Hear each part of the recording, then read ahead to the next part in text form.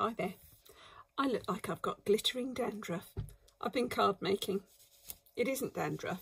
It is very fine glitter, and I've got it absolutely everywhere. Right, here's today's effort. They're quite plain and simple. Can you see the glitter on them? Yep, it's not quite dry yet. Anyway, I am coated. I shall probably be glittering at work tomorrow. It's on my hands, it's on my clothing, it's absolutely everywhere. It's really fine. I seem to have run out, or I've put the bottle. Here we are. Glamour Dust is what I'm using at the moment. I quite like the Stampin' Up one, which I think is called Diamond Dust. Very fine glitter. It's my absolute favourite. Anyway, I sat here earlier on as I was glittering and card making, thinking about coats. Yeah, random thought. It's winter. Everyone's mind goes to coats, I suppose. I was a bit extravagant last week. I actually bought a new coat. Now, some of you are thinking, the woman's gone insane. Doesn't everybody buy a new coat now and again? Well, yes and no. No, in all honesty. Until last week, I had never bought myself a brand new coat. I know it's really weird to think about that. I bought jackets before now. Usually they were kind of like anorak looking things. I don't know why I never bought a coat. 20 years of marriage, it just was never a priority for me. Actually, me was never a priority for me.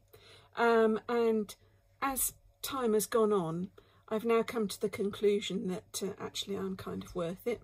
So although I try not to spend a lot of money on clothing, because I haven't got a lot of money to spend on clothing, I do quite like, as you've probably known by my previous posts, a little bit of charity shop buy.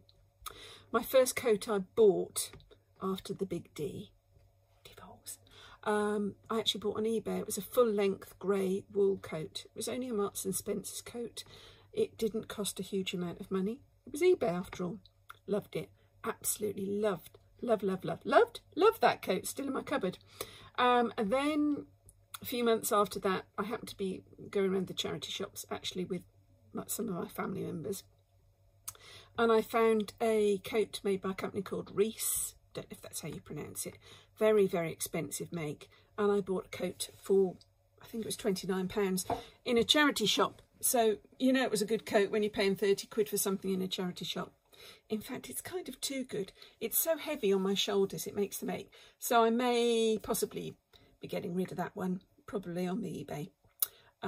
My sister said it should be called a taxi coat because you only wear it in the taxi to go somewhere. Well, as I never go anywhere in a taxi, that seems a bit pointless. So anyway, coats. One of the biggest pleasures to me, being a lady of independence, shall I say, not independent means, because, you know, I still have to work, but being a woman of independence is I don't actually have to justify my spending to anyone else. And although I can't afford to go out and spend 300 odd quid on a coat, which is how much this Reese one would have been, I can have a choice of coats and I don't have to justify that to anybody. So my little streak of independence is actually having a choice. I have a choice of coats. I know that's madly extravagant, isn't it, really? I've got the new one that I bought last week, which is kind of like a full-length puffer type, ultra warm one. It's fabulous. And I have my smart grey long one from Marks and Spencer's. And I've got the heavyweight, really bright blue one from Reese, which I may or may not keep. Probably not, actually. But I've got a choice. And that is absolutely priceless. So you see, this might be a bit barking mad, this talk, but having a choice of coats is an independence thing. So there you go, that's my thought of today. How about it? It's kind of weird. I think I'm weird. Anyway, with the thought that I am weird, I'm going to sign off. All right, have a really, really good evening, folks. And hopefully I'll bring you the next design, hopefully later on in the week. All right, take care. Night-night.